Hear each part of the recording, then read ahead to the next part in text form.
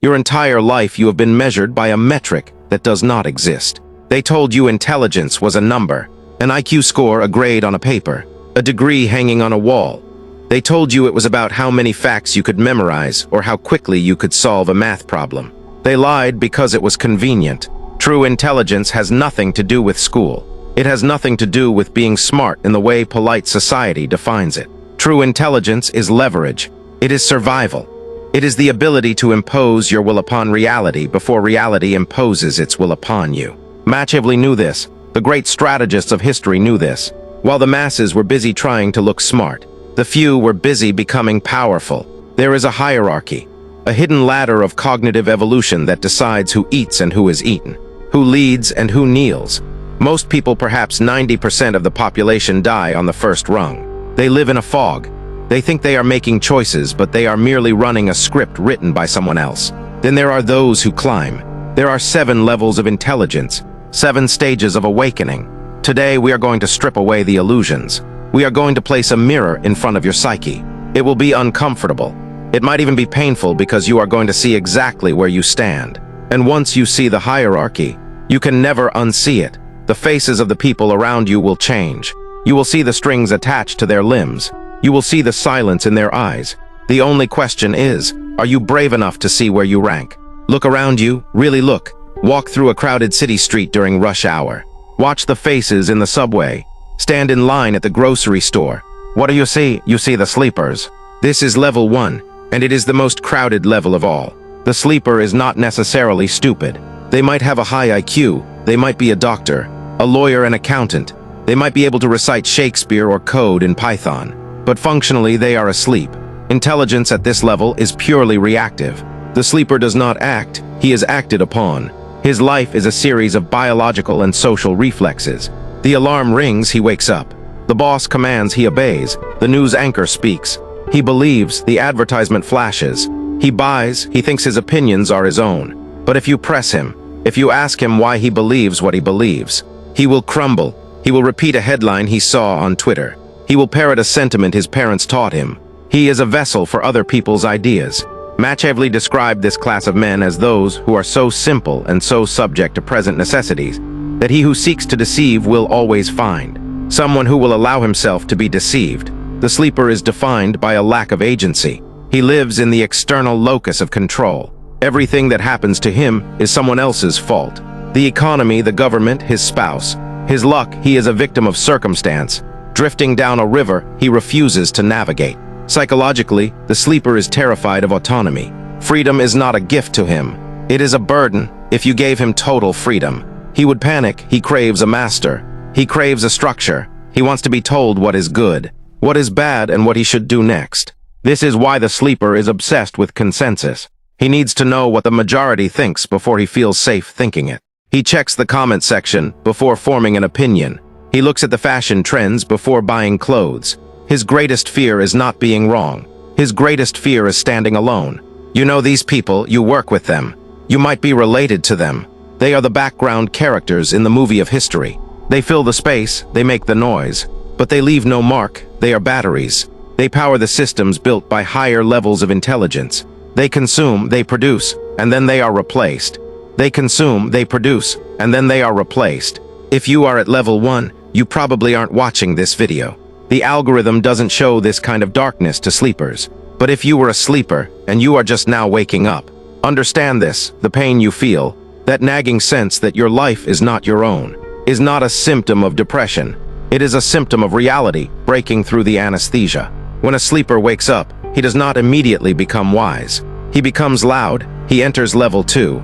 The mimic has realized that the world is a game. He realizes that intelligence is a currency that buys respect, status, and validation, but he doesn't yet have his own mind, so he steals the minds of others. The mimic is the midwit. He is the person at the dinner party who uses big words he doesn't fully understand. He is the Twitter activist who adopts the latest cause, not because he cares, but because it signals virtue. He reads the book reviews, never the books. He quotes nature, but has never stared into the abyss. At level 2, intelligence is a performance. It is a costume. The mimic is obsessed with the aesthetic of intellect. He collects degrees, certifications, and titles like shiny stones. He needs you to know he is smart. He needs the applause. This is the most dangerous level for your ego because at level 2, you feel superior to the sleepers. You look down on them, you think, look at those sheep, I am awake. But you are not awake. You are just dreaming a different dream. The mimic is trapped in the Dunning-Kruger effect. He knows just enough to think he is an expert, but not enough to realize how ignorant he truly is. Machiavelli warned of this type. He spoke of those who mistake the appearance of virtue for virtue itself. The mimic believes that if he looks like a leader, he is a leader. If he sounds like a philosopher, he is a philosopher, but probe deeper. Challenge a mimic. Ask him to solve a novel problem. Ask him to build a system from scratch. He will panic because he cannot create. He can only copy. He is an echo, a reflection. The tragedy of the mimic is that he is addicted to external validation. His entire self-worth hangs on the approval of the intellectual class he aspires to join. He is terrified of being exposed as a fraud. This makes him rigid. It makes him aggressive when questioned. If you find yourself constantly trying to prove you are right, if you find yourself memorizing arguments to win debates rather than seeking truth, you are stuck at level 2. You are a parrot. Colorful, loud, capable of speech, but incapable of thought. Here is where the darkness begins. When you stop performing for others and start observing reality as it actually is. You ascend to level 3, the calculator. This is the fox. The calculator has dropped the need for validation. He no longer cares if people think he is smart. He cares about winning. This is the first level of true agency. The calculator looks at the world, the laws, the morals, the social contracts, and he realizes they are not absolute truths. They are arbitrary rules, and rules can be bent. Machiavelli wrote, "The lion cannot protect himself from traps, and the fox cannot defend himself from wolves. One must therefore be a fox to recognize traps, and a lion to frighten wolves." The calculator is the fox. He sees the traps. He understands incentive structures. He looks at his boss, his partner, his government, and he asks, what do they want? What are they afraid of? How can I use this? Level 3 intelligence is transactional. It is cold, it is strategic. The calculator is effective. He climbs corporate ladders not by working the hardest, but by maneuvering the smartest. He knows who to flatter and who to ignore. He knows when to speak and when to remain silent. But the calculator is often lonely, because when you view every interaction as a transaction, you kill the human element. You begin to view people as chess pieces. And while this makes you powerful, it also makes you paranoid. The calculator is constantly watching his back because he assumes everyone else is a calculator. 2, he projects his own cunning onto the world. He trusts no one. This is the trap of level 3. You become a prisoner of your own strategy. You are so busy playing the game that you forget to live. You are efficient, yes, but you are hollow. Many successful CEOs, politicians, and hustlers stop here. They have money. They have status, but they have no peace. They are trapped in a perpetual state of scanning for threats and opportunities. They are the smartest person in the room, but they are still reacting to the room. They are still playing within the system someone else built. They are winning the game, but they are not free of it. To rise higher, you must stop just looking out for yourself. You must become a force of nature. The fox is cunning, but the fox hides in holes. Level 4 is the operator, the lion. The operator transcends mere calculation. He adds a new element, will. The calculator tries to navigate the world safely. The operator tries to shape the world through sheer force of personality and competence. This is the level of high command. The operator doesn't just see the chess pieces. He moves them with conviction. He is not afraid of conflict. In fact, he thrives in it. Machiavelli said, "It is better to be feared than loved if you cannot be both." The operator understands this. He is willing to make the hard decisions that the sleepers, mimics, and calculators are too terrified to make. He accepts the burden of responsibility. At this level, intelligence becomes generative. You aren't just exploiting existing opportunities. You are creating new ones through your ability to execute. People follow the operator not because he manipulates them like the fox, but because he represents order in a world of chaos. He is a lighthouse. He has a vision and he has the discipline to march toward it, dragging everyone else with him if necessary. But the lion has a fatal flaw. Visibility. The operator is loud. He stands in the front. He takes the credit, but he also takes the blame. He is a target because he relies on force and presence. His power is tied to his physical energy. If he gets sick, the empire crumbles. If he shows weakness, the wolves attack. The operator is exhausted. He carries the weight of the world on his shoulders. He thinks he is the king, but he is actually the highest paid servant. He is a slave to his own ambition. He thinks power is about doing, about controlling, about being seen. He has not yet learned the ultimate lesson of power, that the most dangerous things in the universe are the ones you cannot see. Now we enter the deep waters, the levels that are not taught in schools, the levels that the moralists warn you against. Level 5 is the Puppeteer. If the fox is cunning and the lion is strong, the Puppeteer is invisible. The Puppeteer has realized that direct control. Level 4 is inefficient. It creates resistance. If you push someone, they push back. If you order someone, they resent you. But if you make them want to do what you want them to do, you own them. This is soft power. This is influence. The Puppeteer does not stand on the podium. He stands in the shadows behind the podium. He whispers in the ear of the lion. He understands the deepest layers of human psychology. He knows that humans are driven by two things, desire and fear. He doesn't fight reality. He seduces it. The Puppeteer creates narratives. He engineers situations where the outcome is inevitable. Yet everyone feels like they made a free choice. He is the master of plausible deniability. If a project fails, his name is nowhere on it. If it succeeds, he reaps the reward. He operates through intermediaries.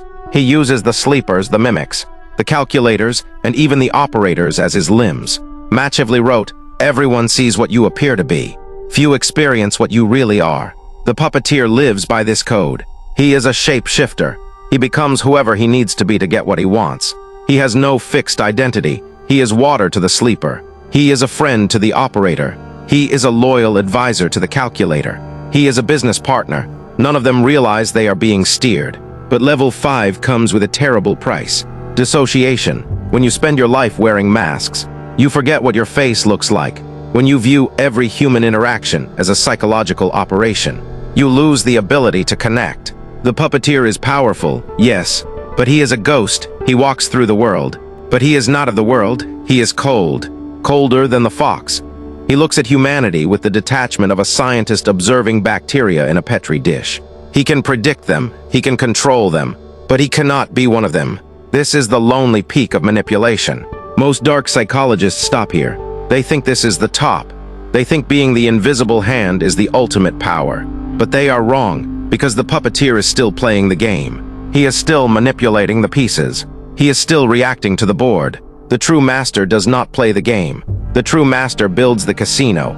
This is the level of the Godhead. The architect does not manipulate people. He designs environments. He understands that human behavior is a function of environment. If you want people to walk a certain way, you don't ask them, you don't trick them. You build a hallway. The architect builds the hallway. He creates systems, ideologies, corporations, algorithms, religions, nations. He sets the rules of the game that the sleepers, mimics, foxes, lions, and puppeteers are all fighting over. While the fox is trying to steal a grape, and the lion is fighting for the whole bunch, and the puppeteer is convincing someone to give him the grapes. The architect owns the vineyard. This is systemic intelligence. It is the ability to think in second, third, and fourth order consequences. The architect thinks in decades and centuries, not fiscal quarters. He is detached from the outcome of individual battles because he has rigged the war. Think of the creators of social media platforms. They are architects. They don't care what you argue about. They don't care which political side wins. They built the arena. They profit from the noise. They profit from the conflict. The architect is not evil. He is not good. He is inevitable. He looks at the chaos of the world and sees patterns. He sees the code behind the matrix and he rewrites it. To reach level 6, you must abandon the desire for personal glory. You must abandon the desire for control over individuals. You must fall in love with structure. You must become a student of civilization. You must understand economics, psychology, history, and physics, and weave them into a single tapestry. The architect is rare.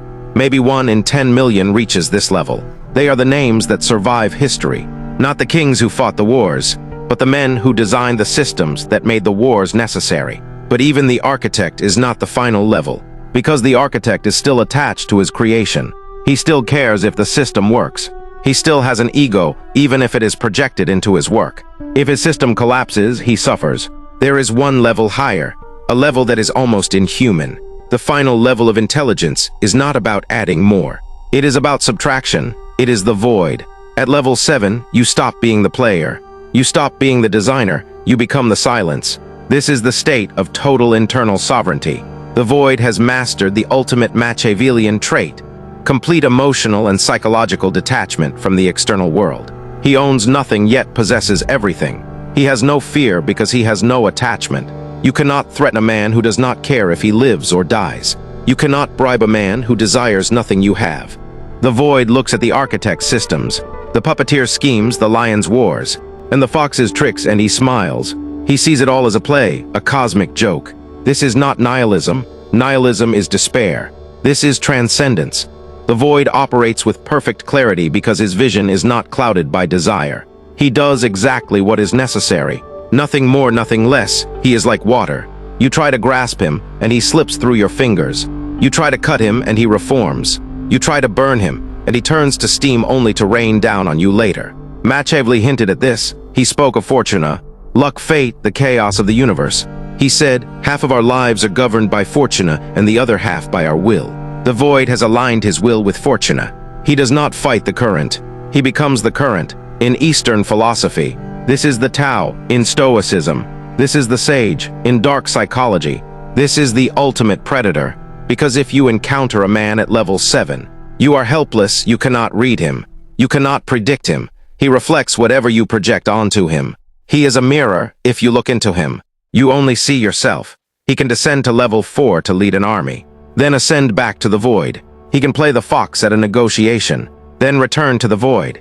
He uses the other levels as tools, but he does not live there. He lives in the fortress of his own mind, a fortress with no doors. This is the ultimate freedom, the freedom from the need to be somebody. And paradoxically, this is where the greatest power lies, because the man who needs nothing commands everything. Now the mirror is in front of you. Where do you rank? Be honest. The lie you tell yourself is the most expensive lie you will ever buy. Are you a sleeper drifting, reacting, waiting for permission to live? Are you a mimic seeking applause, memorizing quotes, pretending to understand? Are you a calculator trapped in the rat race, paranoid, transactional, lonely? You are oscillating between level 2 and level 3. You are smart enough to know the game exists, but you are still seeking validation at level 2 or trapped in the transactions of level 3. That is okay. Awareness is the first step of the ascent. But understand this, the system is designed to keep you down. School is designed to make you a sleeper, university to make you a mimic, and the corporate ladder to keep you a calculator. They do not want architects, and they are terrified of the void. If you want to climb, you must go against the grain of your biological and social programming. You must kill the part of you that wants to be liked, and the part that wants to feel safe. You must accept that intelligence is not about being nice or being right. It is about being effective, about seeing the code. You rise not by adding information, but by removing illusions. To move from sleeper to mimic, you awaken to the value of knowledge. From mimic to calculator, you stop caring what people think and start caring about what works. From calculator to operator, you develop courage and take responsibility. From operator to puppeteer, you learn subtlety and psychology. From puppeteer to architect, you learn systems, thinking and patience. And from architect to the void, you let go of everything. It is a long, dark road. Most people turn back. The herd is warm, the mountain is cold. But the view is different. When you stand at the top, looking down at the scurrying masses, you realize all the stress, the drama, the politics, the noise. It was all just a game you no longer have to play. You can simply watch, and in that watching, you discover the only power that matters, power over yourself. But the transition from level 3 to level 4 requires a psychological key. The concept Machiavelli called virtue. Not moral virtue, but ruthless, flexible prowess. Most will hit the ceiling at level 3, becoming clever foxes, forever afraid of the wolves, never becoming the lion because they still believe in the rules and think the rules will protect them. They won't. To enter the realm of the architect and the sovereign, you must fracture your inherited moral programming and be willing to do the one thing society calls unforgivable. I cannot explain it fully here. The algorithm will not allow it. The truth is too sharp for the public domain. If this opened your eyes, understand that this is only what I can show publicly. The deeper layers of dark psychology cannot be posted without censorship. They exist behind the join button. If you're still here, you're not like the others. Subscribe if you haven't, but if you want what's hidden, if you want the deeper codes of human behavior, click join and step into the architect level. You will unlock exclusive, uncensored content that dives into the deepest parts of the human psyche. Most won't, and that is exactly the point.